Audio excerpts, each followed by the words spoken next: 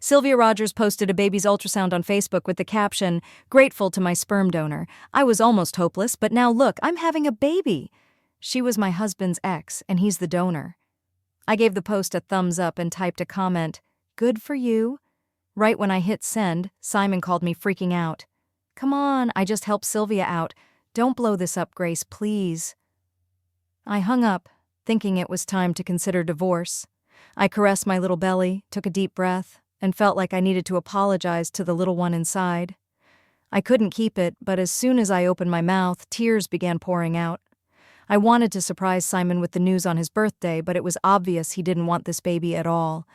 I was 2 months along, and God, I'd wanted this for ages. It took this long because he wasn't into intimacy with me and hated the thought of kids. He thought they were just loud and exhausting. Not too long ago, I caught him looking up baby stuff and even making spreadsheets, one for expectant moms and another for newborns. I thought he was finally getting on board with my pregnancy, and now I felt really stupid. Obviously, he wasn't getting ready for me at all. That night, Simon came home way earlier than usual. It was only 8 p.m. when he usually rolled in at dawn. He called out my name, but I stayed quiet in the bedroom. He didn't try again. After a bit, I heard him shower, and when he was done, he slipped into bed next to me without turning on the light. I felt a warm sensation at my waist. It was the first time he'd cuddled me. He snuggled into my neck and tried to coax me. "Oh, darling, nothing happened between us. I just donated my sperm, okay? Sylvia loves kids, you know. Don't worry.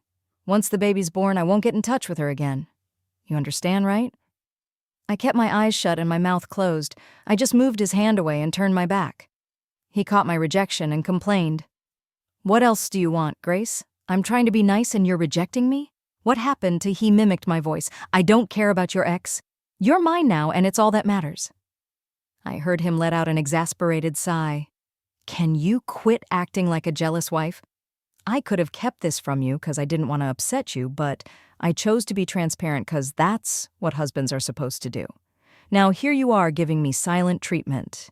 He let all his frustrations out, and in the end he said, "Look, you wanted a baby, and here I am trying to support you, but you're rejecting it.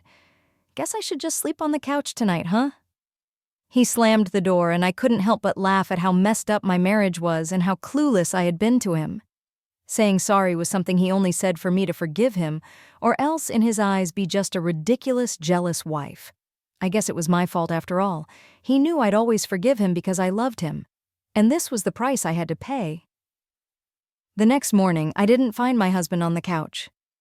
I didn't wonder where he went early in the morning. It's not like it was the first time he'd be back when it was already late in the evening. His assistant, Dorian Watson, called a bunch of times looking for him, saying he hadn't shown up at the office. Putting it all together, there was only one place I could think of. Somewhere with Sylvia. Probably in an OBGYN's room. I was heading somewhere too. After making an appointment, I hopped in a cab to the hospital. When I was already lying in bed, the abortion was done. Before I knew it, the baby was no longer inside me. In just a few minutes. Not long after, I was already in line to settle the bills when I bumped into two familiar figures. My husband with her ex. My husband quickly shot me an accusing glare. "Grace, what the hell?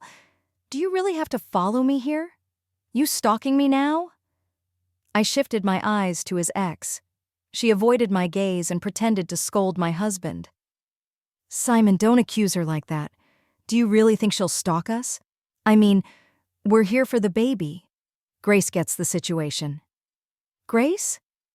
Sylvia's words totally shifted the focus onto me. I could only chuckle and respond, "Right, you're just here for a checkup, and I just happen to be here too. I'm not stalking." Probably thinking I was defensive, Simon shoved me, seething. "Goodness gracious, Grace, stop imagining things. She's practically a sister to me. I had just had surgery. My body had me knocked to the ground from his shove.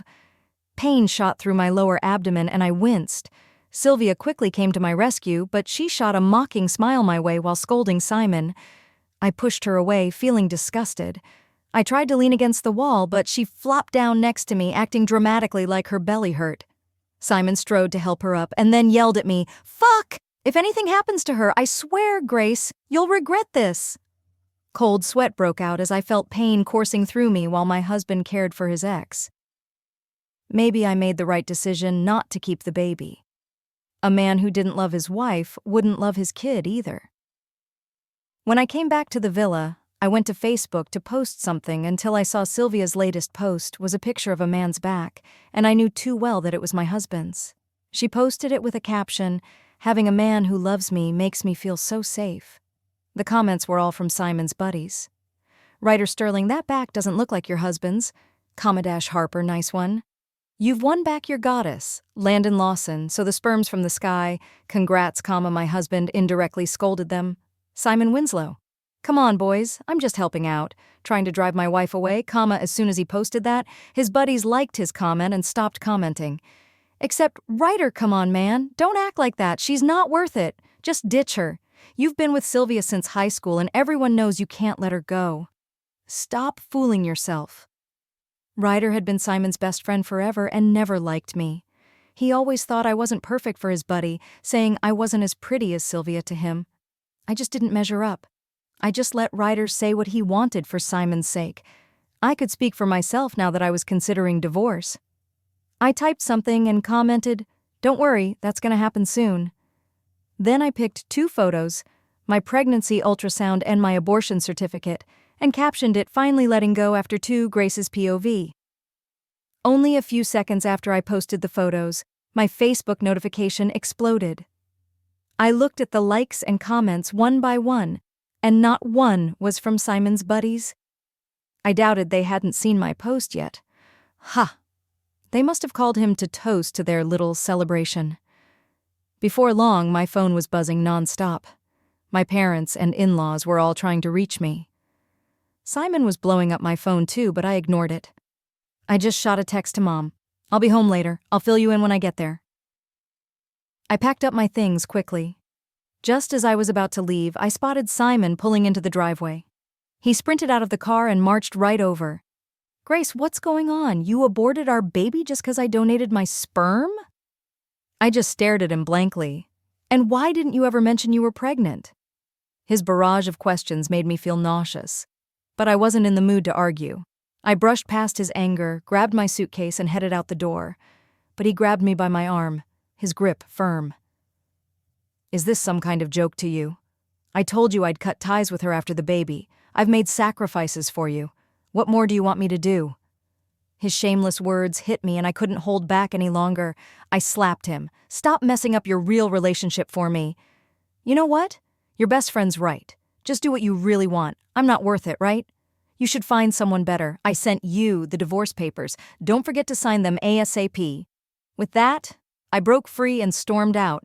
I could hear him yell a threat after me. "Stay or I won't accept you when you come back." Back? Not a chance. Honestly, I should be thanking him. This made me realize I'd be better off without him. When I got home, my parents immediately cornered me with questions about the divorce. Mom's eyes were red. She'd definitely been crying. When I told them about Simon's sperm donation situation, Mom pulled me in for a tight hug, crying, "I told you he only hurt you." Dad was quiet for a moment, then finally said, "Good riddance." I sulked for a bit and finally let the tears flow, sobbing on my mom's shoulder. They never thought highly of Simon. Convinced he didn't truly love me, I had pursued him for 7 years, and when he finally agreed to date me, I ignored everyone's warnings, thinking I could eventually make him love me. Obviously, that didn't work out, and here we were, facing divorce. I learned the hard way that you can't force a relationship. A decade of my youth taught me that lesson. I waited ages, but Simon still hadn't signed the divorce papers. Just after I threatened to take him to court, he finally texted me, "I'll come by tomorrow to pick you up and let Ryder and the others apologize. Stop making a fuss. I'm exhausted. Don't make me pick between you and Sylvia, I'm sorry, but can't you see my perspective? I said I'd distance myself from her, but she's pregnant and needs support. You see, her husband's not around. He acted like he was torn between Sylvia and me just because she was pregnant. Time and again, he proved he always chose her. On our wedding day, what did he do? He fucking chose to keep his ex-girlfriend company when she was not on good terms with her husband. On our anniversary, he left me to be with her. So,